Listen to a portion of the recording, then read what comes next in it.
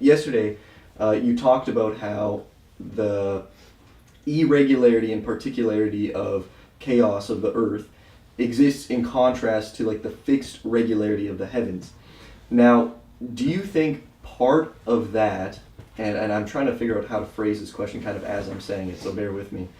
Do you think part of that is just we haven't experienced the heavens close enough yet to see the irregularities up there? Because I mean, like, if we were to go to Jupiter, there'd be a lot of irregularity. Yeah, but once you go to Jupiter, it's not heaven anymore. Yeah. You know, it's like it's just this is the weirdest thing. It's like heaven is not outer space, folks. Like heaven is heaven. Heaven is the experience of something above you. But outer space is a different thing altogether. One of the things that happened in the in space exploration in the scientific revolution is that we basically flipped everything upside down, and now what the ancients used to call heaven has now become the sea mariner's journey, has now become the outer darkness, this outer chaos and these outer dangers. And so we project the types of things that we project now into what we call outer space is the type of thing that the ancients would have projected to the edge of the world, into these unknown spaces where there was no definition. And so the entire culture of extraterrestrials, like all of that type of all those tropes, they're basically the same as Gulliver's Travels, right? So Gulliver's Travels is on the ocean, and you go out and you encounter all these weird beings that are foils to you and are showing you aspects of yourself and are just particularizations of human characteristics that are taken to a point so that you can see it. It's like, that's what Star Trek is. Star Trek is exactly that. It's like, you have the Ferengi that are the business people, and then you have the Klingons that are kind of the warrior aspect of humanity. And so you can see, it's as if it's the outside, it's the extension of humans into the unknown, and then it appears as a particularization. But that, and by the way, like when you read the Divine Comedy, Dante is on this hinge where it seems like he kind of intuits that we're going to change our perspective on reality. And so there's a place where I think it's Beatrice who warns Dante and says, okay, it's like basically they're going up the spheres of heaven, and they're going to encounter different souls that have different virtues that are analogical to the height of the spheres. And she tells them, it's like, well, the souls don't live in the spheres, folks. Right? This is a language of condescension, right? To make understandable to your mind what a hierarchy of heaven is. But we're not saying that this saint lives on Jupiter like the Mormons. Like we don't have this weird materialistic thing. So we have to be careful not to confuse the outer space narrative and the heaven narrative. They're not the same. Something that I think kind of ties into this, and this is a thought that I've had for a while now, because there's a threefold structure of the cosmos presented to us in Genesis, where like there's the heaven of heavens, there's heavens, and then there's earth, right?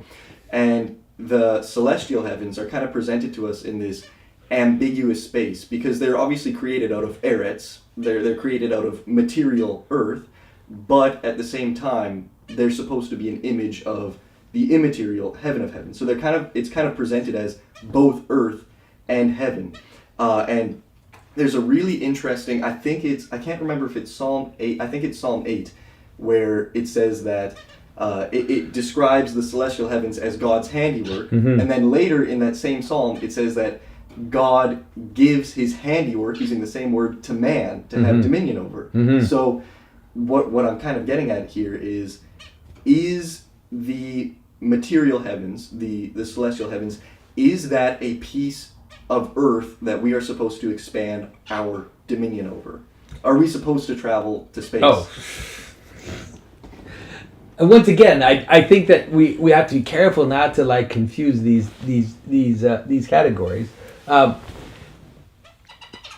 it talks about, I mean, this is really important. What you're saying is like the idea of the heaven of heavens, of pure immateriality, manifesting itself in lights that are hung in the skies and that are moving like a clock and are presenting regularities that are helping you understand the patterns of the world.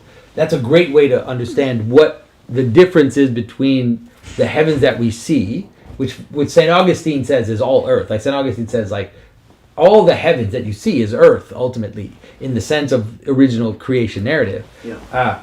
And that the heaven of heavens, they're the invisible purposes, the actual invisible purposes, the actual invisible reasons for everything to exist.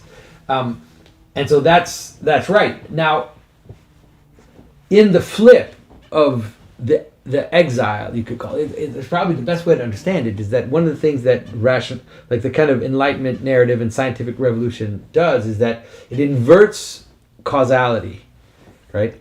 It basically says causality comes from below. Causality is a bunch of stuff that comes from below. And that causality and that which is above is a kind of imaginary projection. That's what it leads towards, okay? Or that there's this weird separation.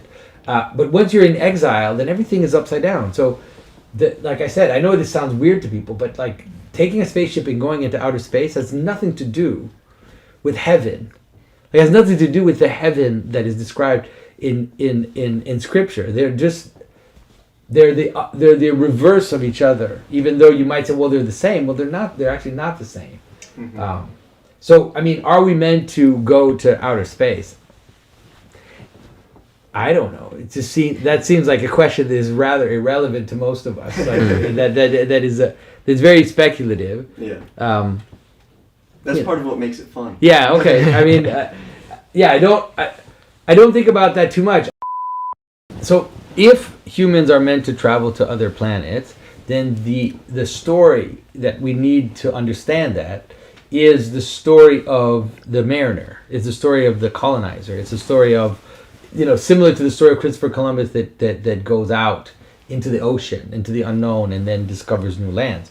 And so that is so if that would happen, that's what it would look like. It wouldn't look like Dante ascending the heavens and going right. to encounter the prime mobile and the infinite like that. Yeah. That is not what it would look like. And that's also, by the way, like when we tell stories about it, when we tell stories about going out and encounter, those are the stories we tell. We tell stories that are akin to Gulliver's Travel or to this idea of discovering new lands. Yeah. So, does Jonathan Pageau endorse churches on Mars? If there are people on Mars, there should be churches on Mars for sure. Yeah.